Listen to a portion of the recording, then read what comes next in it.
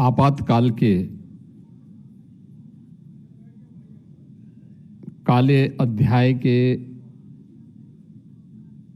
50 वर्ष पूर्ण होने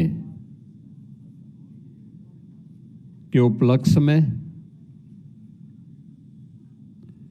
आयोजित आज के इस संविधान हत्या दिवस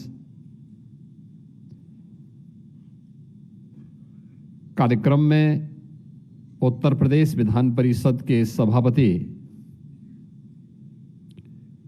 पूर्व लोकतंत्र सेनानी कुंवर मानवेंद्र सिंह जी, उत्तर प्रदेश सरकार में वरिष्ठ मंत्री, संसदीय कार्य और वित्त विभाग के मंत्री श्री सुरेश कुमार खन्ना जी, पूर्व सांसद श्री अशोक वाजपेयी जी, इस कार्यक्रम के संयोजक श्री बैजय बहादुर पाठक जी, आज के इस दिवस के कार्यक्रम में उपस्थित सभी लोकतंत्र के हमारे वरिष्ठ सेनानीगण, भारतीय जनता पार्टी के सभी पदाधिकारीगण और उपस्थित बहनों और भाइयों,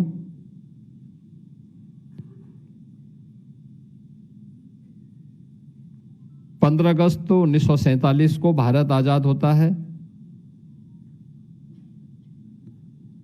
26 नवंबर 1949 को बाबा साहब डॉक्टर भीमराव अंबेडकर जी के द्वारा भारत के संविधान का ड्राफ्ट तैयार करके संविधान सभा को सौंपा जाता है। 26 जनवरी 1950 को भारत ने अपना संविधान अंगीकार किया और उसे लागू किया। भारत ने बहुदलीय लोकतांत्रिक एक संसदीय पद्धति को अपने यहां लागू की और भारत के लोकतंत्र की यह खूबी रही है कि उसने भारत के हर वयस्क मतदाता को समान रूप से और किसी भी जाति, किसी भी मत, किसी भी मजहब, किसी भी क्षेत्र, किसी भी भाषा का हो, वयस्क मतदाता है तो समान रूप से सबको अपना एक मताधिकार की पूरी स्वतंत्रता दी। भारत के संविधान ने प्रत्येक नागरिक के लिए उसके मौलिक अधिकार दिए। भारत का संविधान दुनिया का सबसे बड़ा संविधान माना जाता है।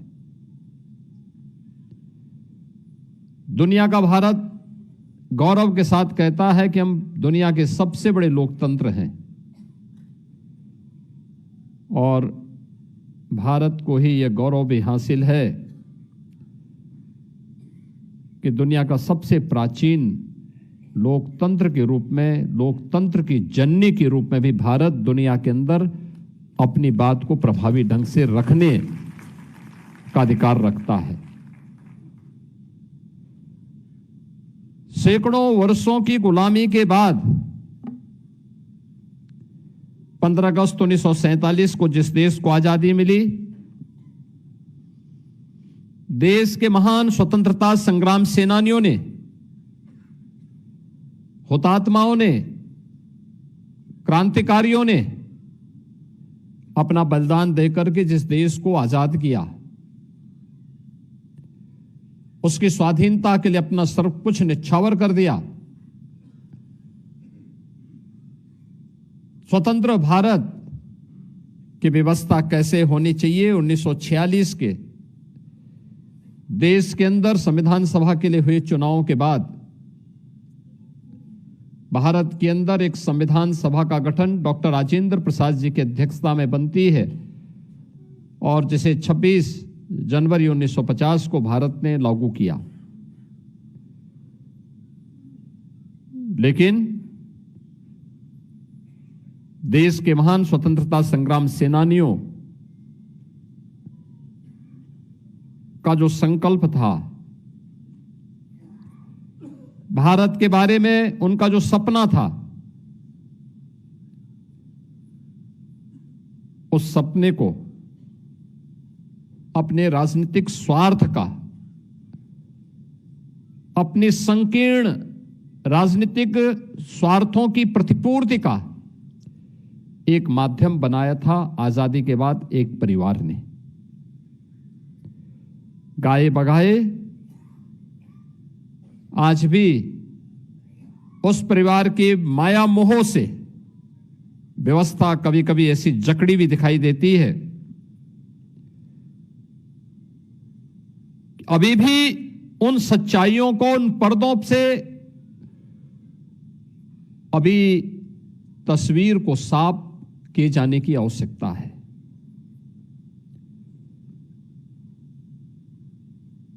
पच्चीस जून की तिथि जिस संविधान के निर्माण को लेकर के, जिस संविधान को लागू करने को लेकर के भारत ने अनगिनत बलिदान दिए थे, जिस लोकतंत्र को लेकर के विद्यार्थी हो या युवा, महिला हो या पुरुष, समाज के प्रत्येक तबके के व्यक्ति ने अपने आप को हर स्तर पर बलिदान देने में, किसी प्रकार का सहयोग देने में किसी प्रकार की कोई कोताही नहीं की।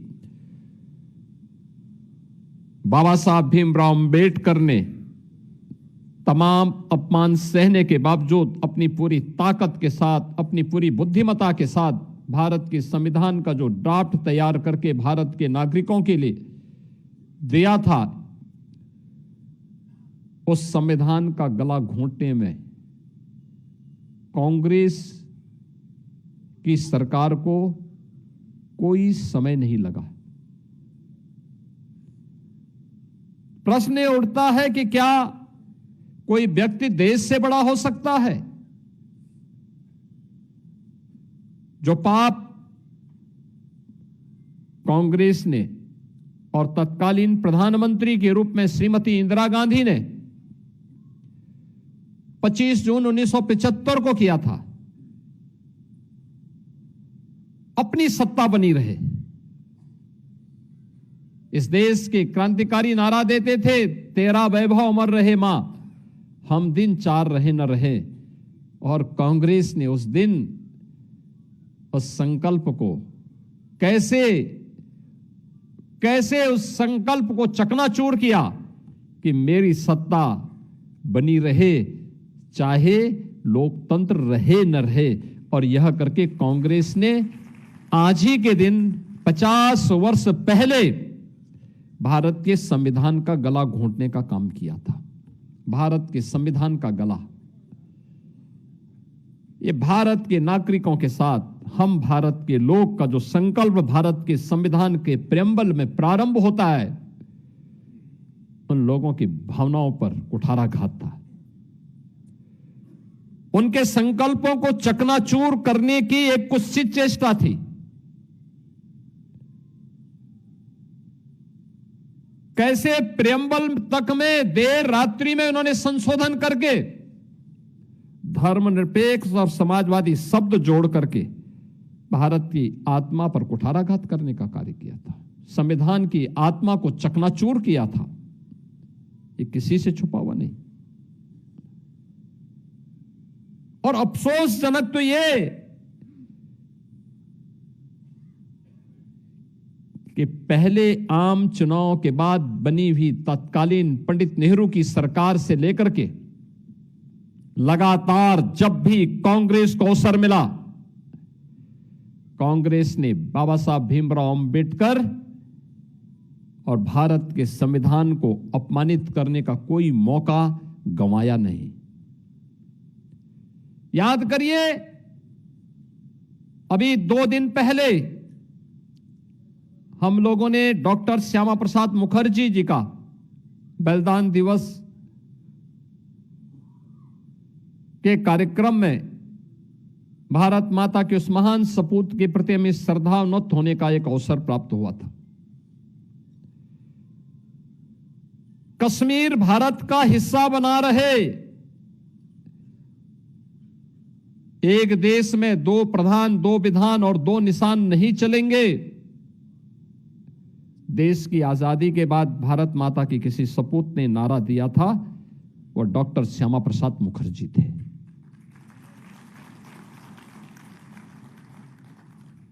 जब देश एक संविधान 1950 में लागू करता है, एक संविधान के तहत पूरे देश को एकता के सूत्र में बांधने के एक संकल्प के साथ उसको लागू करता है, तो फिर कश्मीर के लिए पृथक व्यवस्था क्यों? डॉक्टर श्यामा प्रसाद मुखर्जी जी ने यही तो बोला था, यही तो प्रश्न उठाया था, और इसके लिए उन्होंने अपना बलिदान दिया। कश्मीर में धारा 370 लागू करने का पाप ये कांग्रेस की सरकार का पाप है। मीडिया के गले को घोंटने का काम ये कांग्रेस की सरकार का काम है। मौलिक स्वतंत्रता को रौंदने का काम संविधान लागू होने के तत्काल बाद से कांग्रेस नेतृत्व की सरकारों ने प्रारंभ किया, और इस सिलसिला जो वहां से प्रारंभ हुआ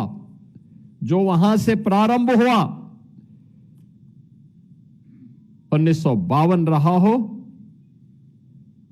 1975 में उसकी पराकाष्ठा थी, और फिर उसके बाद 1984 में सिखों का कत्लेआम रहा हो, या फिर देश के अंदर जब याद करिए श्री राहुल गांधी के द्वारा देश के अंदर विधेयक की प्रति देश के संसद के फ्लोर में फाड़ी जाती है, ये सभी कृत्य अलोकतांत्रिक हैं, संविधान का अपमान करने वाले हैं, भारत के महान स्वतंत्रता संग्राम सेनानियों की भावनाओं के विरुद्ध आचरण करने वाले हैं, और इस कृत्य के साथ कांग्रेस का इतिहास जुड़ता हुआ दिखाई देता है। बहनों और भाइयों, इतिहास केवल काले अक्षरों का एक समुच्चय नहीं होता है, उसका एक कलेक्शन मात्र नहीं होता है। इतिहास एक प्रेरणा होती है। इतिहास हम सबको एक अवसर देती है गलतियों की परिमार्जन करने का और गौरवशाली क्षणों से प्रेरणा प्राप्त करने का। आज का दिवस भी हम सब आज अगर लोकतांत्रिक मूल्यों के साथ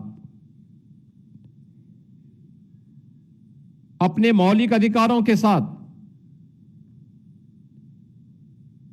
एक भारत श्रेष्ठ भारत को अपनी आंखों से होते हुए देख रहे हैं,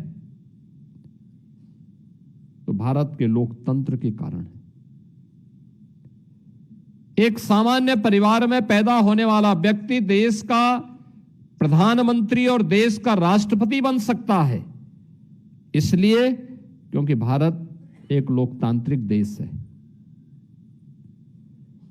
भारत के अंदर बिना भेदभाव के हर नागरिक को एक समान मताधिकार की शक्ति का उपयोग करने की स्वतंत्रता है, इसलिए क्योंकि भारत ने जिस संसदीय लोकतंत्र को अपनाया है, वो संसदीय लोकतंत्र हमें एक रक्षा कवच भी प्रदान करता है।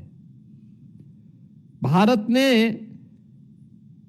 हर वयस्क मतदाता को जो अधिकार दिया है, और दुनिया के सबसे पहले लोकतांत्रिक देशों में भारत एक ऐसा देश है जिसने अपने यहां संसदीय लोक प्रणाली लागू होने के बाद क्या महिला हो या पुरुष, सबको समान रूप से अधिकार दिया। अमेरिका में या इंग्लैंड में उनका लोकतंत्र लागू होने के कई वर्षों के बाद, कई दशकों के बाद वहां की महिलाओं को मत देने का अधिकार प्राप्त हुआ। उन देशों में कई कई वर्षों तक, कई कई दशकों तक कुछ चंद लोगों को ही मताधिकार का उपयोग करने की स्वतंत्रता होती थी। लेकिन भारत ने जिस दिन अपना संविधान लागू किया, पहला आम चुनाव हुआ 1952 में, तब से लेकर के लगातार बिना भेदभाव के, क्या महिला हो, क्या पुरुष हो, क्या राजा हो, क्या रंग हो, हर नागरिक को एक समान रूप से लोकतांत्रिक मूल्यों के अधिकार देने की स्वतंत्रता दी। क्या हुआ था 25 जून 1975 को? यहां पे अभी आपने मंच पर उपस्थित लोकतंत्र सेनानियों के मुंह से इन बातों को सुना। कुंवर मानवेंद्र सिंह जी हो, सुरेश खन्ना जी हो, अशोक वाजपेयी जी हो, राजेंद्र तिवारी जी हो, देवीदीन पाल जी हो, विश्राम सागर जी हो, रमाशंकर त्रिपाठी जी हो, या आप में से बैठे हुए दर्जनों वे लोकतंत्र सेनानी जिन्होंने उन पलों को जिया है, उनको झेला है और उन परिस्थितियों का सामना करते हुए आज भी अपनी जिजीविषा के साथ आप सब अपने उन मूल्यों और आदर्शों के जोड़े जूझते हुए कार्य कर रहे हैं। मैं इस अवसर पर आप सभी का अभिनंदन करता हूं, आपका स्वागत भी करता हूं। कांग्रेस को अपने इस कृत्य के लिए देश की जनता से माफी मांगने की भी मैं आज यहां पे मांग करता हूं। उसे माफी मांगनी चाहिए देशवासियों से, भारत के नागरिकों से, उन दलितों से, वंचितों से, गरीबों से जिनकी आवाज बाबा साहब भीमराव अंबेडकर की लेखनी के माध्यम से संविधान के अधिकार के रूप में उन नागरिकों को प्राप्त होती है। उन गरीबों से, उन वंचितों से माफी मांगनी चाहिए जिनकी आवाज को दबाने का काम कांग्रेस ने लगातार किया है और वे चेहरे आज बेनकाब हो रहे हैं। आपने देखा होगा, समाजवादी पार्टी हो या आरजेडी, अन्य दिनों में इनकी प्रेस वार्ताएं होती हैं, इनके ट्वीट होते हैं। आज आपातकाल के इस काले अध्याय पर, संविधान की हत्या के इस दिवस पर उनका कोई ट्वीट नहीं आया।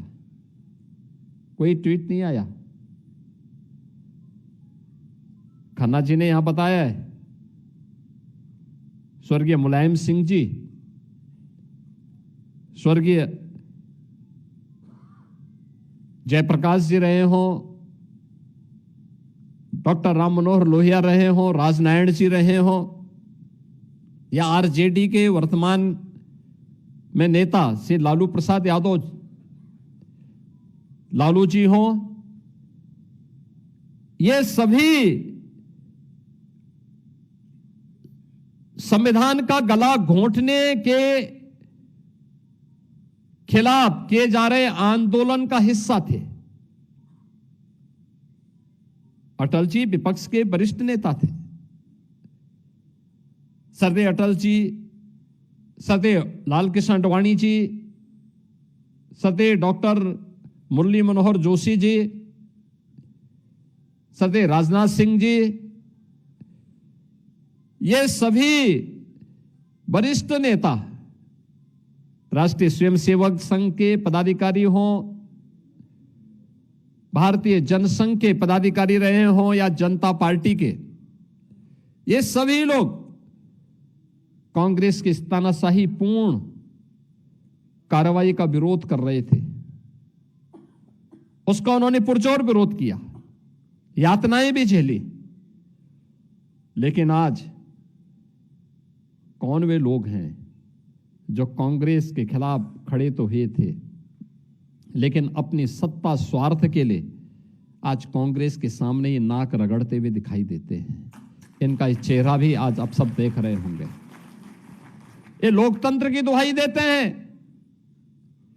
संविधान की दुहाई देते हैं, लेकिन संविधान का गला घोंटने वालों को और बाबा साहब भीमराव अंबेडकर का अपमान करने वालों को अपने गले का हार भी बनाते हैं। ये वही लोग हैं।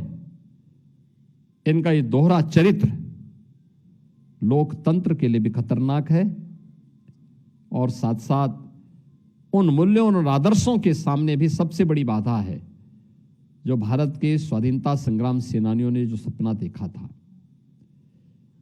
आज का दिन हम सबको उन चेहरों को बेनकाब करने का भी एक अवसर दे रहा है जिन लोगों ने लोकतंत्र की आड़ में भारत के मूल्यों और आदर्शों को अपने स्वार्थ की बलि चढ़ाने का कुत्सित प्रयास किया। यही तो कांग्रेस करती रही और आज भी उसी मार्ग पर कांग्रेस हो या समाजवादी पार्टी हो या आरजेडी हो या उनके सहयोगी दल हो, उसी मार्ग का अनुसरण कर रहे हैं। कैसे कांग्रेस ने 25 जून 1975 के बाद लगातार न केवल विधायिका को बल्कि न्यायपालिका और कार्यपालिका के अधिकारों को बंधक बना दिया था। मीडिया जो लोकतंत्र के चतुर्थ स्तंभ के रूप में मानी जाती है, सेंसरशिप के माध्यम से उनकी बिजली काट दी गई।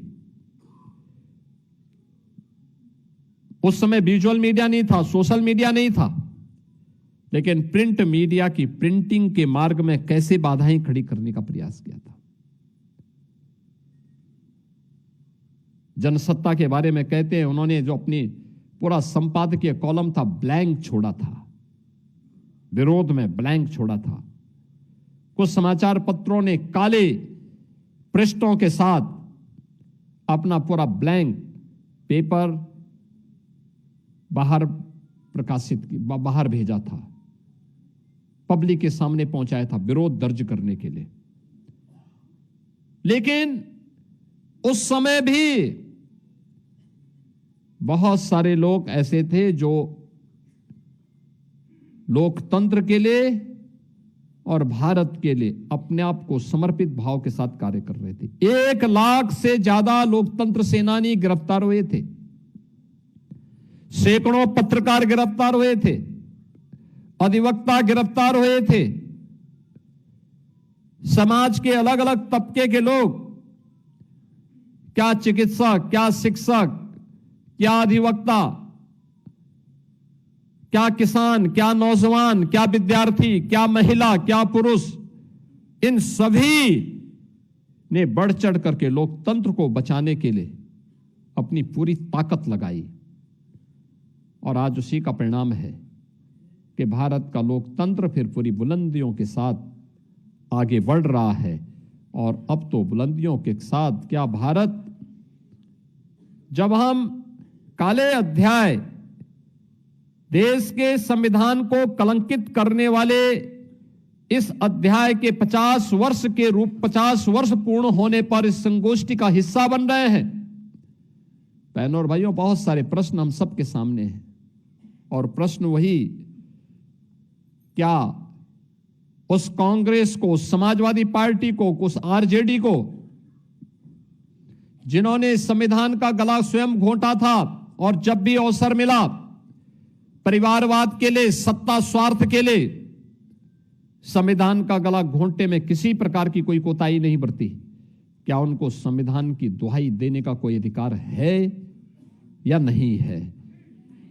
और बहनों और भाइयों, अगर नहीं है तो यह प्रश्न जनता के द्वारा इन लोगों से पूछा जाना चाहिए, किस मुंह से ये संविधान की दुहाई देते हैं? जब इनको अवसर मिला था तो इन्होंने स्वयं ही उसका गला घोंटने का काम किया था। लगातार बाबा साहब भीमराव अंबेडकर के संकल्पों को तुषारपात करते रहे, लगातार ये लोग उन कृत्यों को करते रहे। और आज ये लोग बाबा साहब भीमराव अंबेडकर की या संविधान की दुहाई देकर के आंखों में धूल झोंकने का काम करते हैं। हमें इनको एहसास कराना चाहिए कि नहीं, सच्चाई ये नहीं है। सच्चाई ये है कि जब भी कांग्रेस को, आरजेडी को, समाजवादी पार्टी को या इन लोगों को जब भी मौका मिला, इन्होंने लोकतंत्र के गले को घोंटने में कोई कोताही नहीं बरती। बहनों और भाइयों, आज का दिन हम सब के लिए संविधान बचाने का एक दिवस के एक संकल्प के रूप में है। देश के महान स्वतंत्रता संग्राम सेनानियों के संकल्पों से प्रेरणा ग्रहण करने का एक अवसर देता है। भारत के 144 करोड़ लोगों के उन संकल्पों को आगे बढ़ाने के लिए प्रधानमंत्री मोदी जी के नेतृत्व में एक भारत श्रेष्ठ भारत की जिस परिकल्पना को साकार करने के लिए आज हम काम कर रहे हैं, उन मार्गों का अनुसरण करने का यह दिवस है। आज के इस अवसर पर ये जो लोकतंत्र सेनानी यहां पर आए हैं, इन्होंने उस समय जो कुछ घटित हुआ था उसके बारे में अपने शब्दों से यहां पे अवगत कराने का प्रयास किया। और हमारी भी इच्छा थी आज का दिवस मुख्य रूप से जो उस अभियान का हिस्सा थे उनके मुख से ये बातें आज की पीढ़ी सुने, उस वास्तविकता को अवगत कराएं, कैसे कैसी प्रताड़ना हुई थी। यहां पे जो बोल रहे थे तब भी उन लोगों ने बड़ी सात्विक भाषा में अपनी बातों को कहा, लेकिन उससे भी कठिन दौर से लोग गुजरे थे। और मैं चाहूंगा कि आप जितने लोग आए हैं, बाहर जो एग्जीबिशन लगी हुई है उसको जरूर देखें, हमें आने वाली पीढ़ी को बताना पड़ेगा कौन लोग हैं जो देश के साथ धोखा करने वाले लोग हैं, कौन लोग हैं जो संविधान का गला घोंटने वाले लोग हैं, कौन लोग हैं जिन लोगों ने बाबा साहब भीमराव अंबेडकर के सपने को चकनाचूर करने का काम किया था। और आज वही लोग फिर से प्रमाण पत्र लेकर के अपनी साफ गोई के बारे में देश के सामने एक नया चेहरा लेकर के अपने आप को प्रस्तुत करते हैं। हम सबको इससे सावधान होने की आवश्यकता है। आज के इस अवसर पर मैं सभी लोकतंत्र सेनानियों का हृदय से अभिनंदन करता हूं। उत्तर प्रदेश के अंदर जो हमारे लोकतंत्र सेनानी हैं, इन लोकतंत्र सेनानियों की स्थिति को देखते हुए हमने पिछली बार जब मेरे सामने प्रस्ताव आया था, हमने उनकी मासिक पेंशन की राशि को बढ़ोतरी की थी।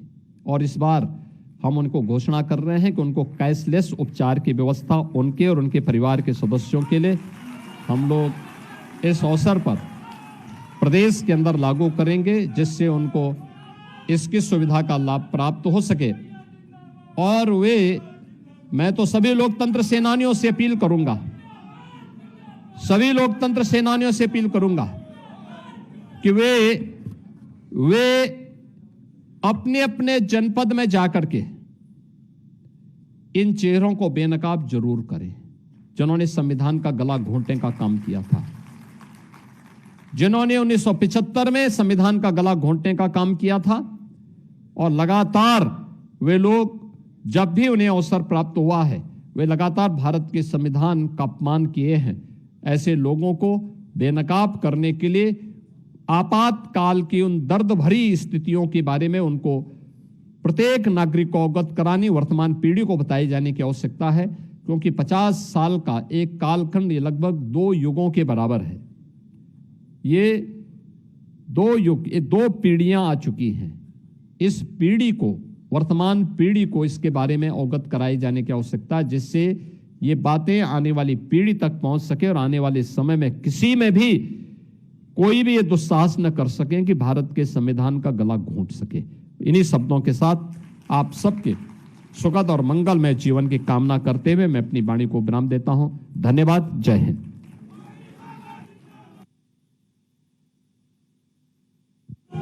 धन्यवाद माननीय मुख्यमंत्री जी। आप सब लोग एक बार खड़े हो जाएंगे। राष्ट्रगान के साथ ही एक कार्यक्रम समापन होगा और माननीय मुख्यमंत्री जी ने अभी एक प्रदर्शनी का उद्घाटन किया है, हम सब इसको देख के जाएंगे। एक बार राष्ट्रगान के लिए सब लोग खड़े हो जाएंगे। जन गण मन अधिनायक जय हे भारत भाग्य विधाता, पंजाब सिंध गुजरात मराठा द्राविड़ उत्कल बंगा, विंध्य हिमाचल यमुना गंगा उच्चल जलधि तरंगा, तव शुभ नामे जागे, तव शुभ आशीष मांगे, गाहे तव जय गाथा, जन गण